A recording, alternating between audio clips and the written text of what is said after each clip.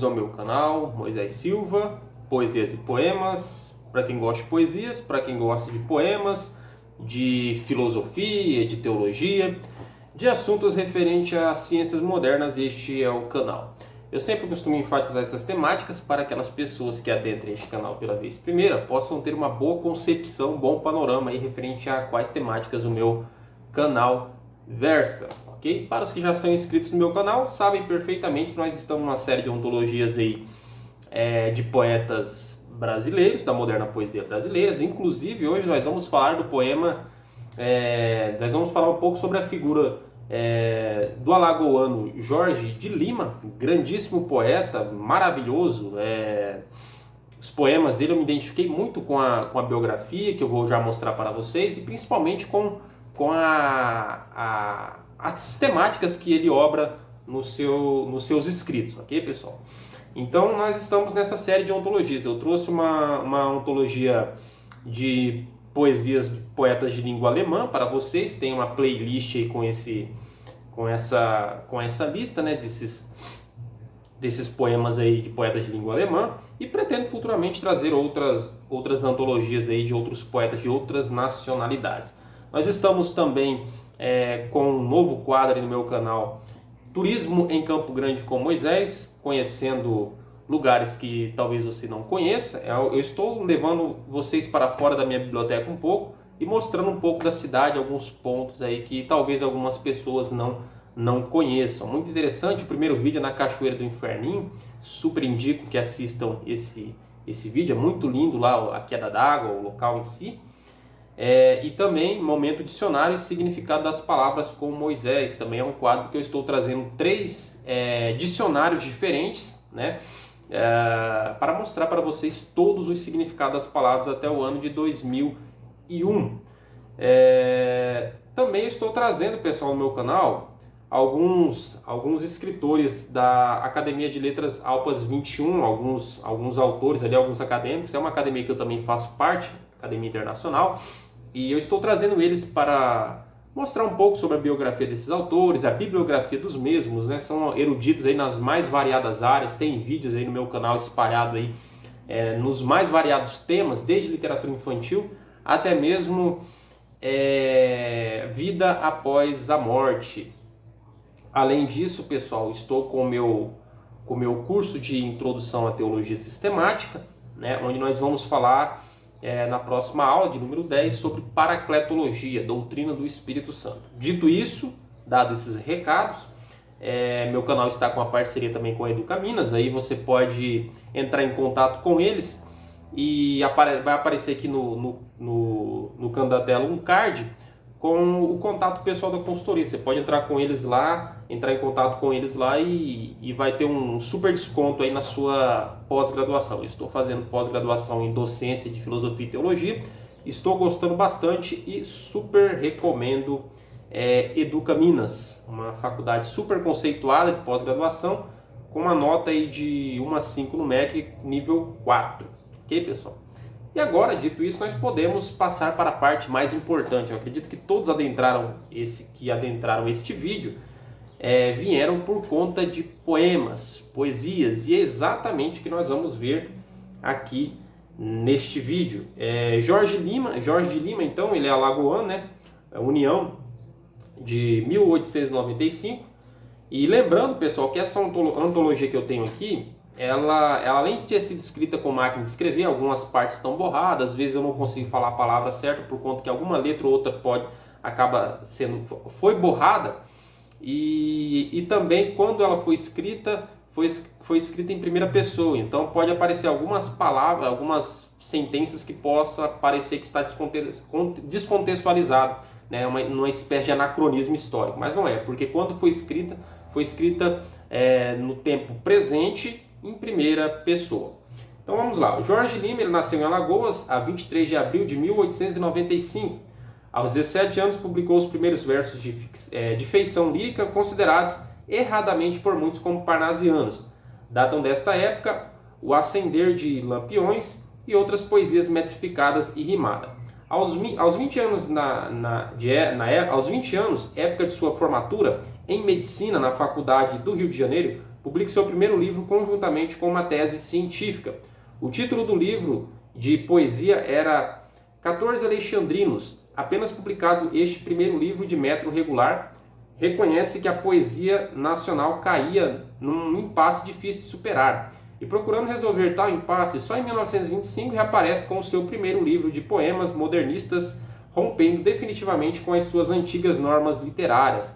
A sua nova poesia tem sido uma constante renovação, uma contínua inquietação em que vem cultivando a poesia regional, nordestina, brasileira, a poesia de feição proletária, a poesia puramente lírica, a poesia negra, com os títulos Negra Fulô, Pai João, Madorna de Iaiá, Comidas, Olá Negro, Serra da Barriga, etc. A poesia de fundo religioso, que recentemente, em prefácio de sua última obra, George Bernanos, acha que não é cristã, ou melhor, que ele leste come ele doite lettre, livremente. Conta deste jeito em sua obra literária, 8 tomos de poesia, 14 Alexandrinos, 1920, poemas nordestinos, Novos Poemas, Banguê e Negra Fulô, 1930, Tempo e Eternidade, 1935, A Túnica Inconsútil, 1938, poemas com produções de fases anteriores e inéditos, vertidos para o espanhol com prefácio de George Bernanos. Jorge Lima tem cultivado os mais variados ramos literários: romance, O Anjo e a Colunga, ensaio, A Comédia dos Erros, 2 ensaios, 1929, Anchieta, 1937, Rassenbildung e Und Rassenpolitik, em Brasília, Leipzig. Acho que deve ser alemão isso aqui. 1934, História da Terra e da Humanidade, 1937, História de São Francisco de Assis, para crianças, inédito. Traduziu o Judeu de Jacques Maritain, grande filósofo, que eu particularmente gosto. Claudel e Outros e Morte, ou Esteta Victory, de Daniel Hopes. O editor José Olimpo anuncia ainda para este ano o seu último romance, A Mulher Obscura. Foi durante muitos anos professor de literatura luso-brasileira no ginásio de seu estado natal e na Universidade do Distrito Federal. Atualmente professor da mesma disciplina da Faculdade de Filosofia da Universidade do Brasil. Então, parece-me um anacronismo histórico, mas não é porque foi escrito em primeira pessoa e no tempo presente. Obras escritas sobre a sua poesia. Esse Jorge de Lima, de Benjamin Lima, e a poesia de Jorge Lima, do crítico português Manuel Anselmo. Há estudos de Mário de Andrade, Adolfo Casais Monteiro, João Gaspar Simões, Marcel Brion, Gaston Figueiras, Agripino Greco, João Ribeiro, Andrade Murici, Nestor Virto, Humberto de Campos, Jorge Amado, grande Jorge Amado, José de Lins do Rego, grande também, Otávio Torquino, etc. Em princípio de 1940, Jorge Lima lançará um livro de poemas com uma direção totalmente diferente das precedentes. Então, vocês podem observar, eu particularmente fiquei fascinado com a biografia deste grande poeta que o Brasil teve, né, o Jorge Lima.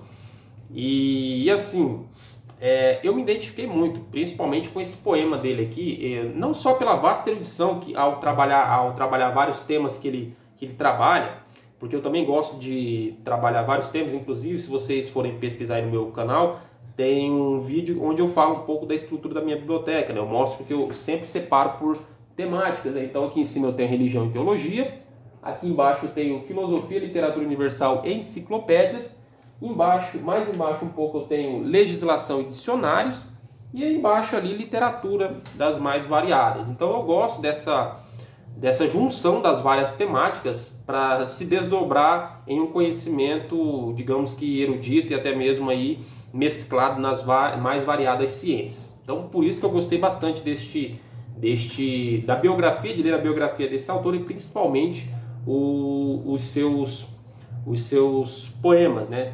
Então, nós vamos agora ler o poema do Jorge de Lima, chamado Convite de Salomão, uma vez que trata de uma temática bíblica, essa temática de convite a Salomão. Salomão, para quem não sabe, foi o homem mais sábio de todos, né? O maior filósofo que a história da humanidade já viu, a nível de homem, não falando de Deus, no caso de Jesus Cristo.